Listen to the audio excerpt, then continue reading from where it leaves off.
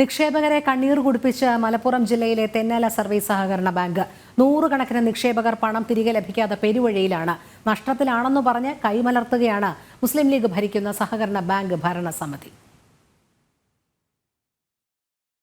ചെറിയ സംഖ്യ മുതൽ ലക്ഷക്കണക്കിന് രൂപ വരെ നിക്ഷേപിച്ച നിരവധി പേരാണ് ഇപ്പോൾ പണം തിരികെ ലഭിക്കാതെ ആത്മഹത്യയുടെ വക്കിൽ. സ്ഥലവും വീടും വിറ്റ പണവും സർക്കാർ സർവീസിൽ നിന്നും വിരമിക്കുമ്പോൾ ലഭിച്ച തുകയും മക്കളുടെ വിവാഹത്തിനും വിദ്യാഭ്യാസത്തിനുമായി വർഷങ്ങളോളം വിയർപ്പ് വറ്റിച്ച് അധ്വാനിച്ച പണവുമെല്ലാം സ്വരുക്കൂട്ടി നിക്ഷേപിച്ചവരുണ്ട് കൂട്ടത്തിൽ.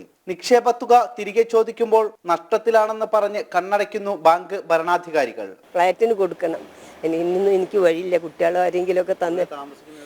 ഹരിചന്ദനം എന്നിട്ട് ഗുരുവായൂർ ആ ഫ്ലാറ്റിലാണ് നാം താമസിക്കുന്നത്. അപ്പോൾ അവർക്ക് 15 തീയതി 6000 രൂപ കൊടുക്കാൻ ഇപ്പം എൻ്റെ കയ്യിലില്ല. അപ്പോൾ ഞാൻ കുട്ടികളോടൊക്കെ പറയുമ്പോൾ അവരൊക്കെ കുറേശ്ശെ തന്നിട്ടൊക്കെയാണ് ഞാൻ പണം കൊടുക്കുന്നത്.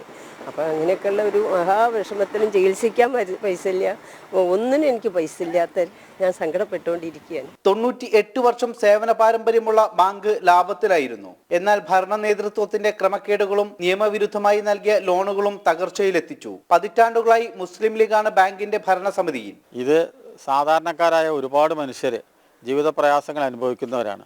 അധികവും സീനിയർ സിറ്റിസൺസ് ആണ്, രോഗികളാണ്. ഓപ്പറേഷന് ചികിത്സയ്ക്ക് പൈസ ഇല്ല, അതുപോലെ തന്നെ കുട്ടികളുടെ വിവാഹം നടത്താൻ പണമില്ല, അതുപോലെ കുട്ടികളുടെ വിദ്യാഭ്യാസത്തിന് പൈസ ഇല്ല, വീട് പണിക്ക് പൈസ ഇല്ല. എല്ലാം ഈ ബാങ്കിൽ നിക്ഷേപിച്ചതുകൊണ്ട് നഷ്ടപ്പെട്ടിരിക്കുകയാണ്. ഒരുപാട് ജീവിത പ്രയാസങ്ങൾ അനുഭവിക്കുന്നവരാണ് എല്ലാവരും, സാധാരണക്കാരായ ഈ നിക്ഷേപകർ. നിങ്ങൾക്ക് നോക്കിയാൽ അറിയാം, ആൾക്കാരെ കണ്ടാൽ മനസ്സിലാവുകയും ചെയ്യും. 1.5 കൊല്ലമായിട്ട് ബാങ്ക് അധികൃതർ പറയുന്ന ഈ ഞങ്ങളുടെ അടുത്ത് പണമില്ല എന്നാണ്.